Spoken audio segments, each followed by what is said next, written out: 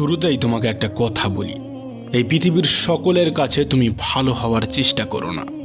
তুমি চাইলেও এই পৃথিবীর সকলের কাছে ভালো হতে পারবে না। আজ পর্যন্ত কেউ তা পারেনি, আর তুমিও পারবে না। যদি সৎ হতে হয়, যদি ভালো হতেই হয়, তাহলে নিজের কাছে হও, নিজের পিতামাতার কাছে হও। কিছু কিছু জিনিস, কিছু কিছু আদর্শ মেনে চলা উচিত। তার মধ্যে একটি আদর্শ হলো বন্ধুদের সাথে কখনো বিশ্বাসঘাতকতা করবে না। শুধু তাই নয়, বিশ্বাসঘাতকের সাথেও কখনো বন্ধুত্ব করবে না। নিজের মধ্যে একটা জিনিস থাকা খুবই প্রয়োজন, খুবই জরুরি, আর তা হলো সৎ সাহস। যদি ভুলকে ভুল এবং ঠিককে ঠিক বলার সাহস তোমার মধ্যে না থাকে, তাহলে তোমার মধ্যে সৎ সাহস এবং ক্ষমতা কোনোটাই নেই। তোমার সাথে তোমার রবের সম্পর্ক সব থেকে বেশি গভীর হওয়া উচিত।